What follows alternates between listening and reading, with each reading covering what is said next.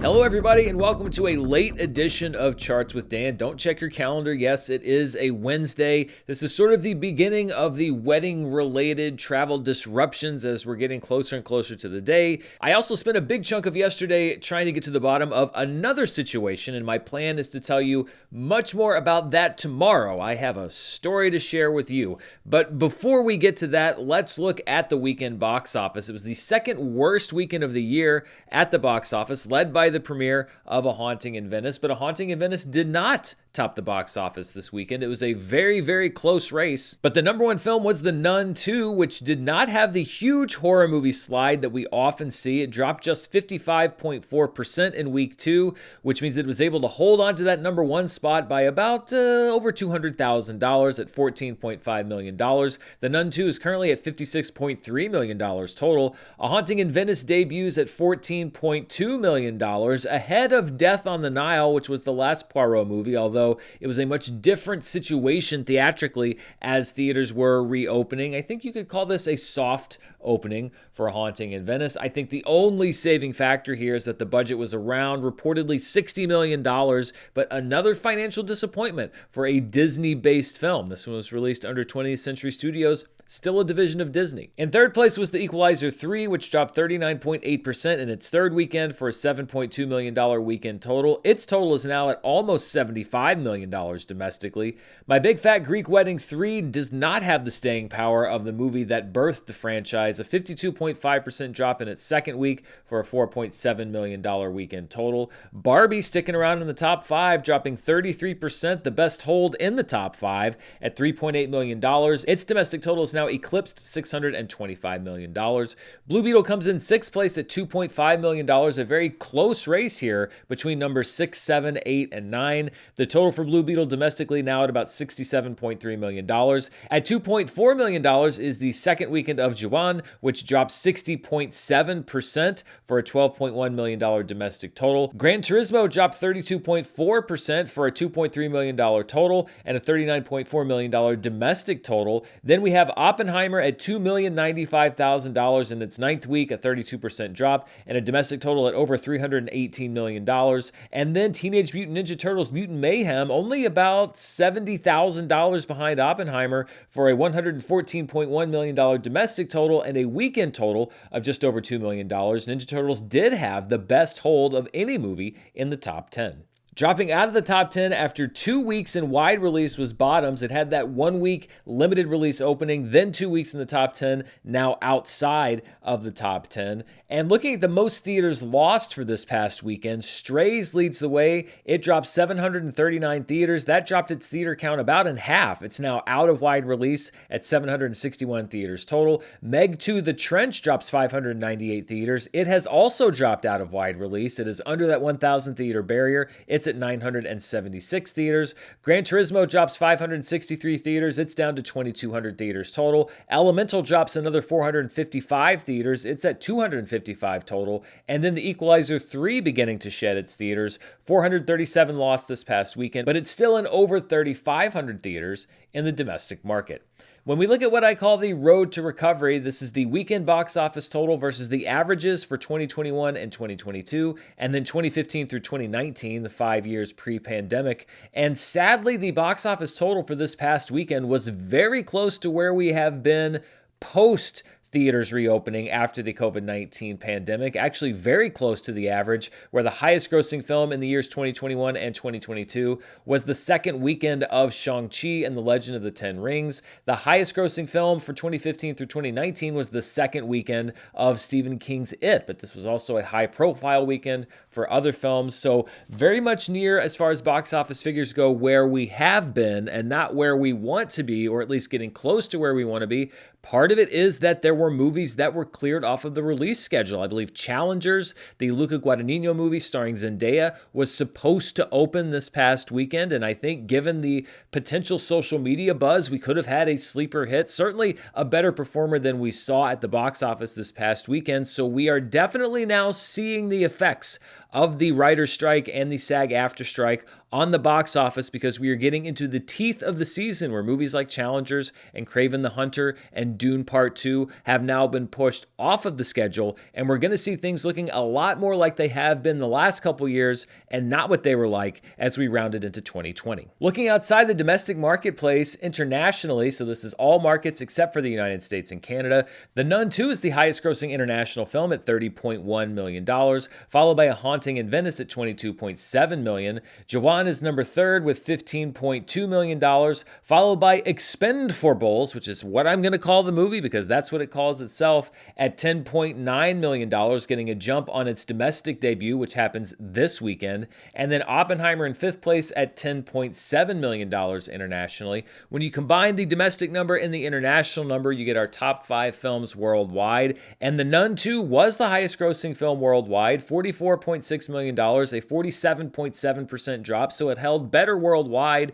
a little bit than it did domestically. A Haunting in Venice debuting with $36.9 million worldwide, followed by Jawan, which actually fell 71.9%. So a steeper drop worldwide than domestically at $17.6 million. That one really packed people in on that first weekend. The Equalizer 3 drops 33.9% for a $15.5 million total, followed by Oppenheimer, which dropped 43.2% for a $12.8 million worldwide total. And let's take a closer look at some of the movies that are in the box office top 10. We will start with The Nun 2 and where it stands as far as the Conjuring franchise. When we look at the Conjuring universe, which is not just the Conjuring films, but all of the associated universe films, The Nun 2 is now the 8th highest grossing Conjuring film out of 9. It has passed the box office total of The Curse of La Llorona. It now has The Conjuring, The Devil Made Me Do It in its crosshairs. We'll see how it gets there. Annabelle Comes Home is in 6th, followed by the first Annabelle movie, and then the 4 Conjuring films that have all eclipsed $100 million or more: Annabelle Creation, The Conjuring 2, The Nun, the first Nun, and the first Conjuring film. Looking at the Conjuring universe adjusted for inflation, The Nun 2 is still in the basement right now at $56.3 million, but again, it should start climbing up that list a little bit more as time goes on.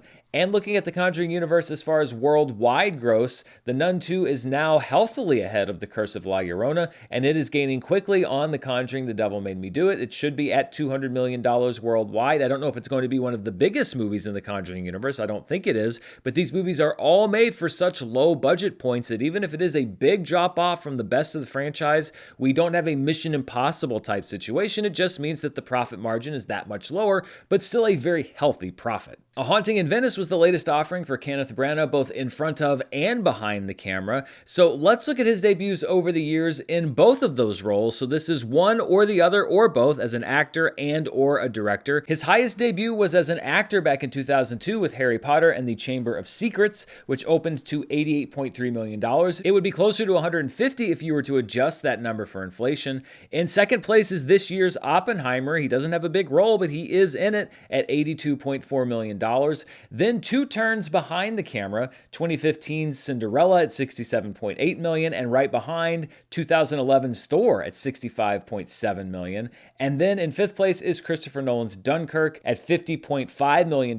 If you were to adjust these for inflation, it would be the same 5 movies, just in a slightly different order. You'd have Chamber of Secrets first, then Oppenheimer, Cinderella and Thor would switch places, and then you'd still have Dunkirk there at number 5. As we continue to track the gross of Barbie, you can see that it has now been passed on a day-for-day basis by both Avatar: The Way of Water and Top Gun: Maverick, so it has fallen off that pace. However, Barbie will be making a return to IMAX theaters this upcoming weekend, so we will see if there's a big spike in Barbie attendance, and if there is, then we could very well see a big spike in this line as well. Of course, Spider-Man: No Way Home continues to perform off the charts, literally, when we're looking at this, and the big question now will be, is Barbie going to get to that number 10 all-time domestic spot that Jurassic World currently holds? Barbie continues to ever so slightly narrow that gap, and again, if it performs well in IMAX, that could be enough to push it over the top and become one of the 10 highest grossing movies of all time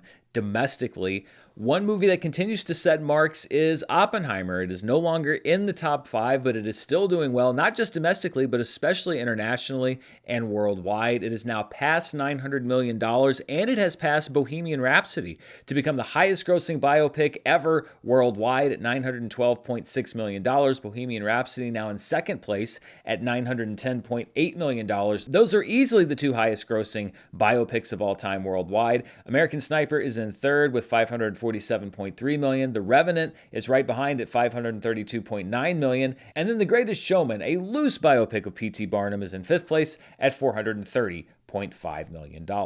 A movie that was not in the top 10, but did somehow still set a record, is one that you probably haven't heard of. It's a movie called The Retirement Plan, starring Nicolas Cage. It actually was in wide release. It was the lowest grossing film in wide release this weekend, and it actually set the wrong kind of record for Nicolas Cage. He has been in a lot of movies, but this was his worst debut for a film that was released in 1,000 theaters or more, and by a pretty wide margin. The Retirement Plan made just $745,000 in over 1,000 theaters this past weekend, the worst ever debut for Nicolas Cage for a movie opening in over 1,000 theaters. It tops Racing with the Moon, and keep in mind these are non-inflation adjusted numbers from 1984, a movie about Cage and Sean Penn as buddies about to ship out to World War II. Trapped in Paradise is in third place from 1994 at $2.7 million, a comedy co-starring John Lovitz and Dana Carvey. Amos and Andrew is at number 4, co-starring Samuel L. Jackson. And every time you think that the 90s weren't that long ago, keep in mind that they were still making mainstream Amos and Andy references from March 93 at $3.6 million. And then in fifth place was Gore Verbinski's The Weatherman back in October of 2005, which opened to $4.2 million. And really, I think part of it might be that poster. This poster tells me nothing. I have no idea what this movie is about or anything like that. Just really atrocious marketing on The Weatherman. We've got so much more to break down, but before we do, I want to thank the sponsor for this week's episode. This episode is brought to you by AG1, a daily foundational nutrition supplement that supports whole body health. You've been hearing me talk about AG1 here on the channel for a while now, and I've been drinking it for a while because routines are tough. Every single day when I'm running the channel is different from the day before it, and I never know when I'm going to get up, when I'm going to go to bed. So it's great to have something like AG1 in a very chaotic time that helps me to prioritize my own health in an easy way. It's just one scoop of powder mixed with water once a day, and that's it. I've stuck with it not just because they sponsor the show, but because it feels good to know that I'm giving my body what it needs every day with such little commitment when it comes to time or complication. If you've got time to stir some powder into water and drink it, then you can take AG1. Each scoop is packed with 75 vitamins, minerals, and whole food sourced ingredients, which means that it can benefit everyone differently. I like the support for gut health and my immune system. I'm getting to a point with a wedding coming up where I cannot get sick, and AG1 is there when I need it and comes in convenient travel packs. So if I'm on the road like I was this week, I can bring AG1 with me. If you want to take ownership of your health, try AG1 and get a free 1-year supply of vitamin D and 5 free travel packs with your first purchase. Just go to drinkag1.com/Dan. That's drinkag1.com/Dan to check it out.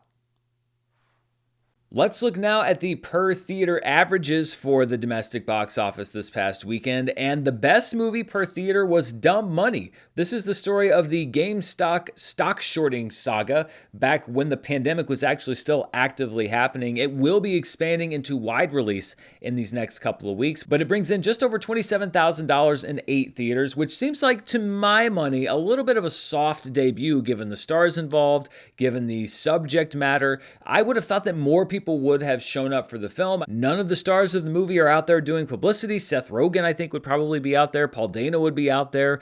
Nick Offerman would probably be out there, and yet they cannot promote the movie in any way. Perhaps that is why it is a bit of a soft opening for Dumb Money. We'll see what it does in the weeks ahead. In second place is the documentary Invisible Beauty about the barrier-breaking supermodel Beth Ann Hardison. In third place, another documentary about author Tom Wolfe called Radical Wolf. It brings in just over $7,900 $11,000 per theater. Invisible Beauty, by the way, brought in just over $12,000 per theater. In fourth place is the new film from Adil and Bilal, the directors of Bad Boys for Life, whose film Batgirl was shelved by Warner Brothers Discovery not so long ago. The movie's called Rebel, $6,500 in one theater. And then in fifth place is the only holdover here on the chart, Americazzi, at $4,968 per theater in 19 theaters. Perhaps a show of how weak the box office was this weekend. No wide releases actually were in the top 5 on a per theater basis. Looking at the highest grossing films in limited release, so this would be 1,000 theaters or fewer,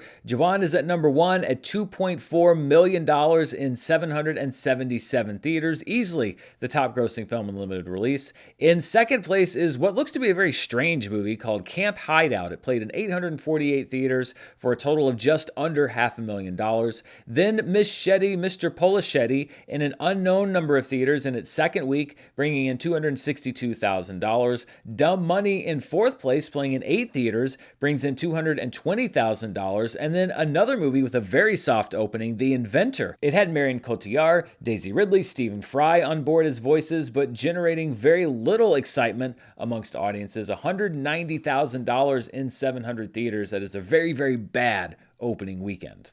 Looking at the top films in limited release this year, Pathaan remains number 1, but Jawan is coming up quickly at $12.1 million in second place. That moves Past Lives down to third place at $10.9 million, followed by the re-release of Return of the Jedi and A Man Called Otto, while it was playing in limited release here. Rocky Aurani is at number 6, followed by Bottoms. We freeze the gross for Bottoms when it enters wide release, when it starts playing in that 1,000th theater. $5.5 million there for Bottoms. Nefarious is in 8th place, Ponniyin Selvan 2 is in 9th, and Women Talking is in 10th. And many of these smaller and independent films, the ones that are not in wide release, the ones that are perhaps off of many people's radars, are at the small independent theaters that are scattered around the country and indeed the world, which is why we are actually going to hop back across the pond for this week's Indie Theater Spotlight to talk about the Cultplex in Manchester, UK. It began in 2019 as the Chapeltown Picture House, and Cultplex is dedicated to screening cult and genre films, as well as hosting gaming events, pub quizzes, and generally just being a gathering spot for film buffs in the Manchester area and beyond. Cultplex is currently located inside of Grub, which is a local Manchester street food venue. It seats about 100 film fans. When you look at the theater, it really does seem like one of those things where we got a spare room wherever we could. We put in some seats. We just want a place to show as many movies as we can and get people to gather together. That's what I love about independent theaters. The big ones, the little ones, they are driven by a love of film, and that really seems to be Cultplex's mission. This week, you can catch screenings of The Witch, The Muppet Movie, and Lady Bird, which is part of their ongoing film series called Movie Church. And October brings the cinema's Stab film season, which kicks off on October 1st with a marathon of the first 4 Scream movies and scary movies to be held throughout the rest of the month. You can find out more about Cultplex at cultplex.co.uk, and if you check them out or end up seeing a movie there, as always, tell them that Dan sent you. All right, let's look at some seasonal/yearly charts, and we'll start at what I call the fall holiday movie season chart. I basically divide the year up into 3 parts. We have the winter box office, which is January through April, the summer box office, which is, of course, May through August, and then the fall holiday box office, which is from Labor Day through the end of the year. Right now, The Nun 2, the highest grossing film at the fall holiday box office with $56.3 million, followed by My Big Fat Greek Wedding 3 at $18.6 million, A Haunting in Venice in third place at $14.2 million, and Jawan, which drops down to fourth place at $12.1 million. Really, everybody's just keeping the seat warm, keeping the car running for Taylor Swift and the Eras Tour movie, which will be number 1 on this chart in just a matter of weeks.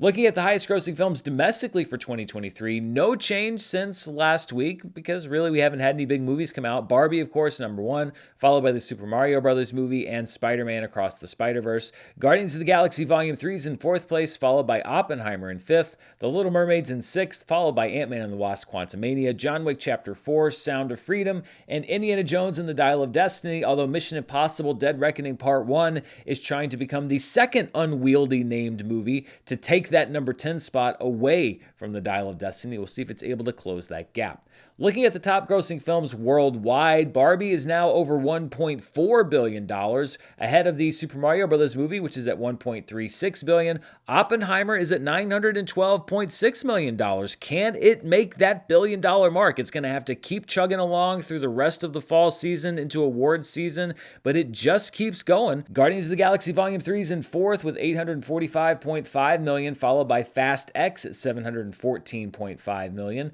Then Spider-Man Across the Spider-Verse, Full River Red, The Wandering Earth 2, The Little Mermaid, and Mission Impossible Dead Reckoning Part 1. All of these films over $500 million or more worldwide. It's a bit of a back to formula, back to basics episode. So before we wrap up, as always, I want to take a look at a weekend in box office history, and we are going back not too terribly far, back to September 12th through the 14th, 2008. So about 15 years ago, the 37th weekend of the year, when the new Coen Brothers film, Burn After Reading, was number 1. But much like the showdown we had with The Nun 2 and A Haunting in Venice, there were multiple competitors for the number 1 spot. Burn After Reading won out with $19.1 million.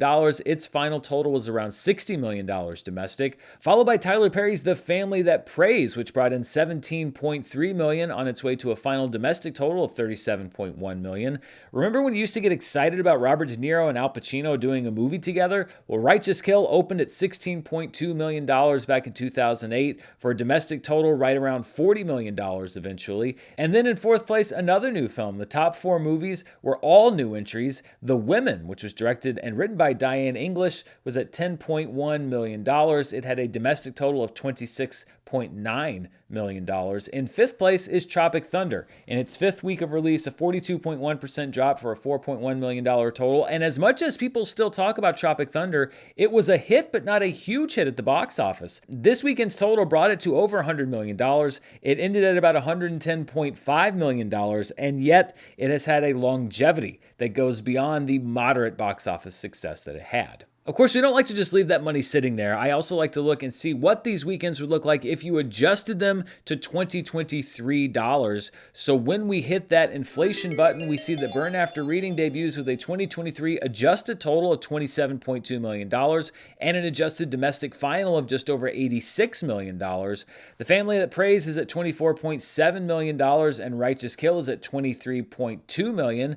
The Women debuts to an adjusted total of $14.4 million. And then we see Tropic Thunder with an adjusted weekend of $5.9 million and an adjusted domestic final of $157.5 million. Again, especially even looking at today's money, a moderate hit, but not a blockbuster hit, and certainly not the movie that you think people would still be talking about 15 plus years later. And that actually does it for today's Charts with Dan. It is a bit shorter than your average episode, but there's less to talk about. And like I said, it has been a very interesting week. Stay tuned right here to the channel because I will have, as I said, what I think is going to be, a video unlike any you've quite seen before. I'm kind of doing something a bit different for this channel, but I think for an important reason. And I'm planning to release that tomorrow. But we also have a busy weekend coming up, as well as a busy couple of weeks as far as new releases and interesting ones. And I'll be trying to figure out how and when I can review those and bring it to you here on the channel. I haven't done as many reviews lately, but I plan on doing a few in the next week and a half to 2 weeks. So stay tuned, as well as movie news, box office. You know what we do here.